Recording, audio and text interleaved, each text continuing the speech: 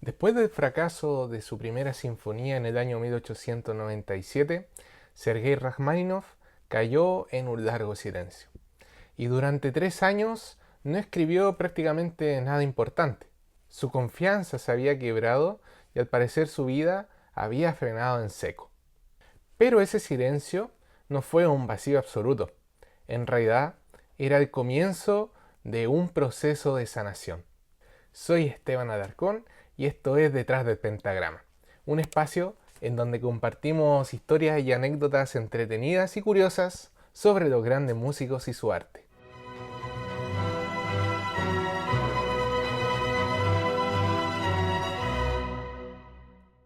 Unos meses después del estreno de su primera sinfonía, Sergei aceptó un trabajo para participar dentro de una empresa de ópera privada que pertenecía al empresario Sava Mamontov en Moscú. Allí dirigía ensayos, corregía partituras y además acompañaba a músicos en el piano. Allí es donde conoce a un joven cantante, quien más tarde se convirtió en uno de sus amigos más cercanos, Fyodor Chariapin. Y era una amistad genuina. Nació entre risas, noches de largos ensayos y salidas a comer juntos. Se cuenta una anécdota entretenida.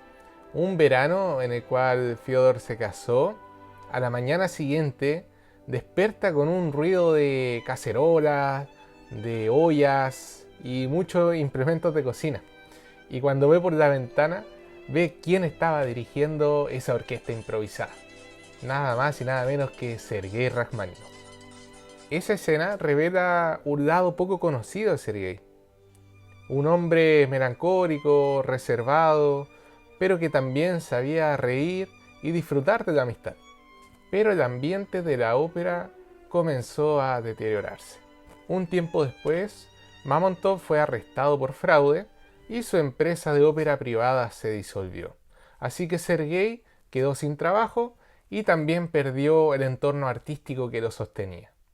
A partir de entonces, su vida se redujo a enseñar música en institutos femeninos y a acompañar a cantantes en pequeños conciertos. Si bien eran trabajos dignos, estaban muy lejos de sus ambiciones como compositor y su talento, y financieramente estaba al límite. El fracaso de su sinfonía, la pérdida de su trabajo y la falta de inspiración poco a poco lo hicieron decaer aún más. Y su círculo cercano empezó a notar ese cambio. Sergei ya no hablaba de proyectos y ya ni siquiera tocaba por placer. Su depresión se estaba haciendo aún más evidente. Aunque su ánimo estaba por el suelo, Rachmaninoff no había dejado al 100% la composición. De vez en cuando se sentaba al piano e intentaba sacar alguna melodía, componer algo de música. Y una de esas pequeñas obras que logró componer fue una canción en el año 1899 llamada Destino, y se basa en las primeras 4 notas de la quinta sinfonía de Beethoven.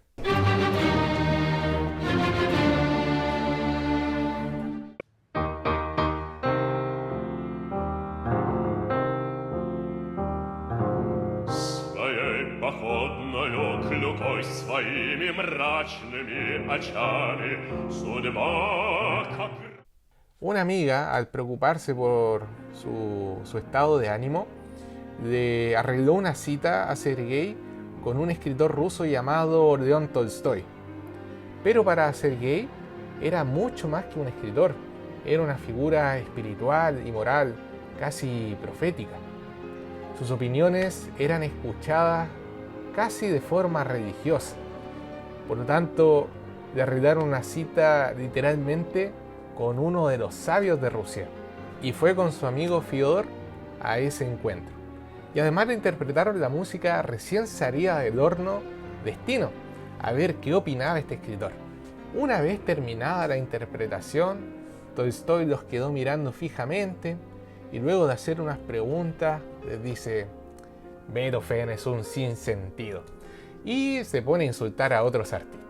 Mostró tal desprecio por la música que Sergei quedó helado. No es difícil imaginar cómo se sintió Rajmáninov. Si el sabio de Rusia, León Tolstói, despreciaba la música, ¿qué sentido tenía seguir componiendo? En los siguientes años, su depresión se hizo muy evidente a su círculo cercano. Ya no sentía satisfacción por su trabajo, y por otro lado la ansiedad de los problemas económicos lo empezaba a agobiar. Ya se encontraba al límite. Así que su entorno decide intervenir. Su familia y amigos cercanos lo convencieron de visitar a un neurólogo moscovita llamado Nikolai Dahl. Era violonchelista aficionado y también practicaba la hipnosis, que en aquel tiempo era un método poco común en Rusia. Sergei, ya sin esperanza, decide aceptar lo que le venga, con tal de comenzar a sanarse. El doctor amaba la música e incluso tocaba en una orquesta de barrio. Quizás por esa razón decide ayudar al compositor sin cobrar de nada. Así que a comienzos de 1900, Sergei comienza a visitar a este doctor en su departamento. Allí, recostado en un sillón, escuchaba una voz que le repetía una y otra vez: volverá a escribir, su música será buena, compondrá con gran facilidad. Durante el verano de 1900, se instala en la casa de campo de unos amigos y comienza a escribir nuevamente, comienza a llenar sus cuadernos de ideas musicales. Primero empieza escribiendo fragmentos y posterior ya está escribiendo páginas completas. Y de ese proceso nacieron los movimientos segundo y tercero de su concierto de piano número 2.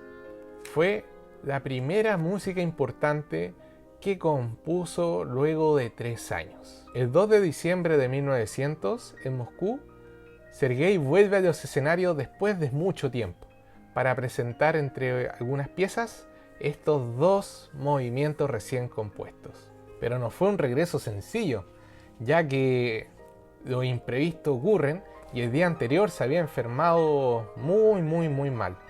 Sus amigos de hecho le hicieron remedios caseros y uno de ellos era un brebaje de vino caliente hecho con canela y otras especias. Así que Sergei por poco casi no llega al concierto, pero aún así sube al escenario e interpreta los 2 movimientos de su concierto de piano número 2. Y cuando termina el último acorde, los aplausos comienzan a sonar. Uno de los periódicos rusos dijo lo siguiente: esta obra contiene poesía, calidez, ritmo, orquestación rica y un impulso creador lleno de vida y confianza. El talento de Rajmáninov se manifiesta en cada momento. Por fin, una crítica positiva. Y ahí, su autoestima comienza a subir poco a poco. Durante los siguientes meses trabajó con energía renovada y pudo terminar el concierto completo. Y ya no hablaba de frustraciones, sino que ya empezaba a planificar para el futuro. Y lo más importante, que volvía a componer música. Y cuando termina la obra, decide exactamente a quién debía dedicarse: al doctor Nikolai Dahl. Y el 27 de octubre de 1901, 4 años después del estreno de su primera sinfonía, presenta un concierto para mostrar al público su concierto de piano número 2 finalizado y con orquesta. Y para ello elige como director a Alexander, pero no a Alexander Vodka-Grasunov, sino a Alexander Siroti, su primo, quien iba a dirigir la Orquesta Filarmónica de Moscú, y el mismo Sergei iba a estar en el piano. Fue un triunfo absoluto. La crítica habló de una victoria del espíritu sobre la desesperanza. Esta obra sella regreso como compositor y pianista y también se convierte en una de las obras más queridas del repertorio romántico. Y el concierto número 2 es mucho más que una obra maestra. Si uno la escucha, uno se atrevería a decir que es una autobiografía del proceso de sanación, una confesión emocional.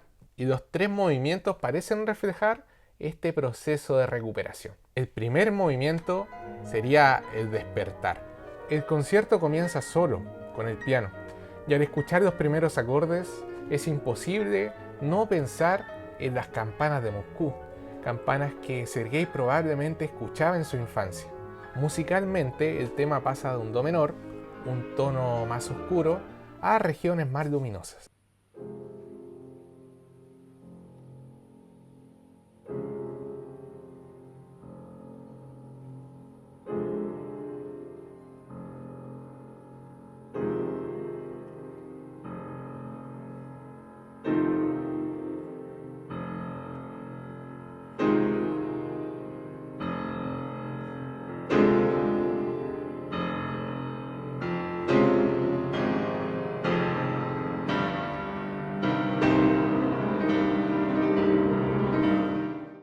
El segundo movimiento representa la calma interior. Tras la intensidad del inicio, llega una pausa. Esta melodía lenta es un símbolo de reconciliación.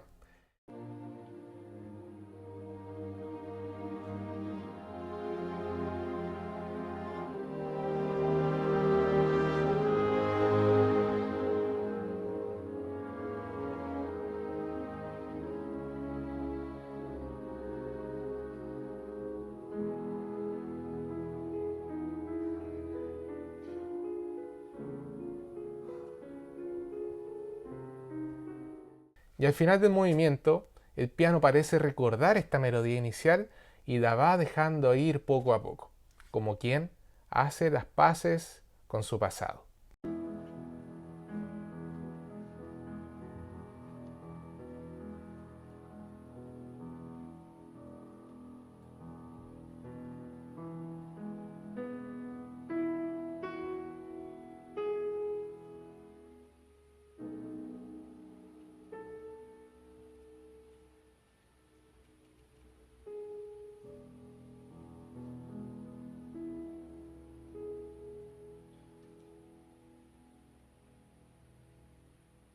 El tercer movimiento representa la vida que regresa.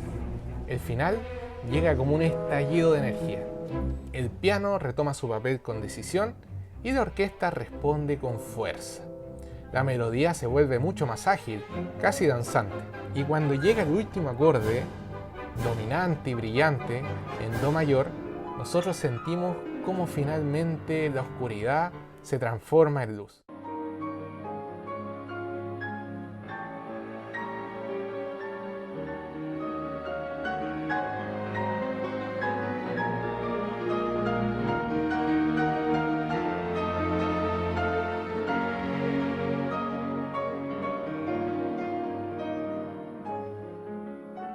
El mismo tono que al principio representaba tristeza, tragedia, ahora por fin brilla. Este concierto terminó convirtiéndose en una de las obras más brillantes de Sergei y de la historia de la música clásica, pero también en una de las más desafiantes técnicamente hablando. Cada nota parece sencilla al oído, pero detrás debe haber un entrenamiento y una técnica perfeccionada increíblemente. En 1928, cuando este mismo concierto fue presentado en Beirut, la capital del Líbano, el público se enteró que el Dr. Dahl estaba en la sala y no dejaron de aplaudir hasta que el doctor por fin se paró y recibió los aplausos. Y era el reconocimiento que merecía. Al fin y al cabo fue el hombre que le devolvió la música a Sergei. Y así, como escuchamos en este concierto, desde acordes oscuros que presentan una tragedia y que finalmente terminan en tonalidades luminosas y brillantes, Sergei Rajmáninov vuelve a ser el mismo. Soy Esteban Alarcón y esto fue Detrás del Pentagrama. Espero que te haya gustado esta historia de superación y sanación. Y si te gustó, dale like, suscríbete al canal para seguir recibiendo más videos como este. Nos vemos a la próxima.